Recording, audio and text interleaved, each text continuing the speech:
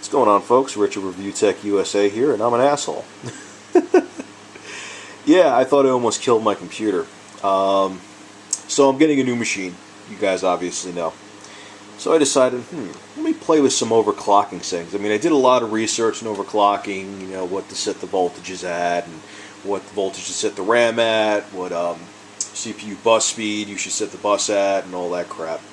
So I'm like, all right, I feel confident, you know. My nuts were swelling, so I'm like, yeah, what the hell? Let me overclock this. So I did. Go into the BIOS. The first time I overclocked it, I made one mistake, and it went to Windows for 2 seconds and blue screen. No big deal. The fans didn't even spin up. I didn't do any damage to anything. I'm still going to run a Prime 95 on the RAM, the CPU, I mean RAM, listen to me, and run a test on the RAM, but I didn't do anything. It was there for 2 seconds. There's no way I could have done any damage, and it wasn't like I set the parameters so far out that it would have done damage. So I'm like, all right, I screwed that up. So go do a little more research, and I actually saw someone with the same CPU, and I followed his settings. He booted into Windows, no problem. Once again, it's always the same with the CPU. You want to set the voltage at 1.45. I overclocked it to 4 gigahertz. You want to set the RAM. Make sure the RAM's clock speed stays around 1600 megahertz, which this RAM is 1600 megahertz. So did both of those. So the RAM was around 1600 megahertz, a little bit less because when you overclock, there's weird dividers or whatever. I don't even know if I'm using the right words right now. I'm tired. So it was a little bit below 1600 megahertz. Processor was clocked at 4 gigahertz. Voltage to the processor was 1.45. Voltage to the RAM was 1.65 volts, which what I read was correct. So I double checked everything. Hit save. I go restart my computer and it won't post. I'm like, that's weird. Okay, at first I was nervous, like, oh my god, holy shit, I fried my CPU. You know, I still need a machine until I get my new one. So I'm freaking out. So I pull the cover, I try it like 4 or 5 times.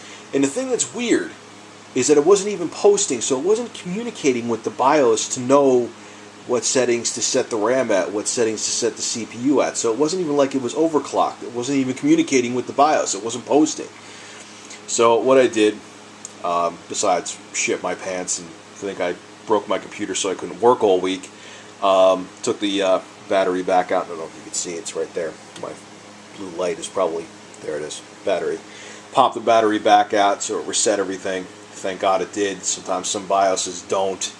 I know there were some BIOSes that even if you take the battery out, it doesn't reset them. I could be wrong about that. But anyway, thank God it did. Set all back to default settings, and as you see, I'm back in Windows right now, and everything is hunky-dory again. Processor's back down to 3.5 gig. RAM is fine. So, yeah. Bottom line is, if you ever tweak your computer and have a disaster happen like me, don't panic. Just take your battery out and it resets the BIOS to the factory default settings in most cases. Hopefully they don't ever get rid of batteries and think that people are too good to have batteries, because if this was actually saved in flash memory, like say my BIOS was saved in flash memory and everything stayed default with the overclock settings and I couldn't pull the battery out and reset my BIOS, yeah, I would have bricked my computer. Unless they had a reset button on it, which the higher end motherboards I think do. Could be wrong about some of the stuff I'm saying right now, I'm not going to lie, but anyway. Yeah, I'm an overclocking noob, and I thought I almost fried my computer. Luckily I didn't. Matter of fact, I don't think I did a damn thing to it. I think my motherboard, before I end this video, I was about to end it. I really think that what it was, I think I had the right settings. I think when I flashed and updated my BIOS a long time ago, which is kind of why I'm happy I'm getting rid of this CPU motherboard combo. I think that BIOS is really buggy that I updated to. I really think there's an issue with it because, like I said, it didn't even post, so it couldn't even have gotten the parameters from the BIOS to know what to set this overclock CPU at. So, I don't know. I really think I updated to a buggy BIOS and it semi-bricked this motherboard. I got some new floppies. I'm going to try to update it again. I don't know why I keep on doing that with the light. I'm going to try to update it again and see if I can. If I can't, I'm not going to I'll be able to sell the CPU. It hasn't been overclocked. Nothing's wrong with it. I'm going to run a Prime 95 on it. But I can't. It wouldn't be right for me to sell this motherboard. I don't feel comfortable. I have a feeling that it's semi-bricked due to the very buggy BIOS. So, anyway, guys, I don't really know the moral of this video. I guess just really be careful. If you want to start tweaking stuff, like I said, the only reason I did it is because I know I'm getting a new computer. If you want to start tweaking stuff, man, be careful. Make sure you know what you're doing. I even did a ton of research, and I still screwed something up. I still think it's my BIOS, but I still screwed something up. And if all else fails, and you try to overclock your machine and it won't post like mine did, which it still should at least get to through the BIOS screen, or it should at least post.